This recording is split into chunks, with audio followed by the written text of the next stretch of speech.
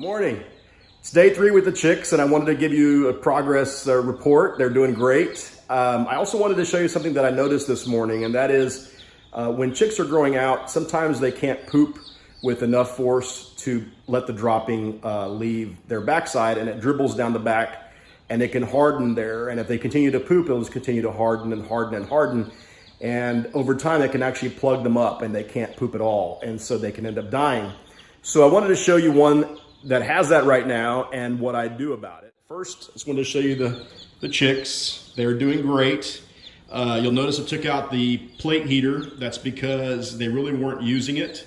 So I wanted to give them more room to run around. They really like just sitting under the heat over here. So I didn't want to let them, get too crowded if they're not going underneath the space heater, the plate heater. But I wanted to show you the impacted vent area. I think one of them has it. I saw it this morning. I just got to find out which one it is. Here's one. There's one right there. You can see it's kind of hard. And what I do is very simply, I will take a warm towel like that, and I will just, continue to put, let's see if I can get this to prop up here. I'll just continue to put a little warm water and just rub. They get a little scared. They don't know what's going on. But I just kind of wet it, a little bit.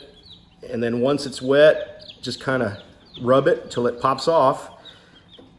And once it pops off, then I kind of dry their bottom a little bit. All right, so once it's done like that, I'll just take another towel and dry it a little bit. You don't want them to be cold and wet. Just kind of dry them off a little bit. And then I'll just put them back in the brooder box. And they're off to the races. So that's just something you have to do from time to time. You got to check on them and make sure that they've got, that they can poop okay. I mean, you should be doing that daily anyway, because you need to make sure they've got fresh water and fresh food every day, probably twice a day at least while they're growing up. Especially as they get older, they'll eat and drink a lot more. They'll also step in the water and they'll tip it over.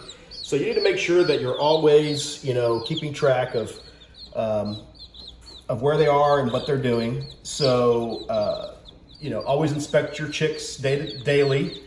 And if you see one that looks a little sick or has a problem, you need to take care of it. Maybe you need to put garlic in the water or more sugar in the water just for a little bit. And I didn't mention in the first video I made, but I actually put a little sugar in the water when I can. When they first start out, I put a little, about 2 or 3 tablespoons of water in this, let it dissolve.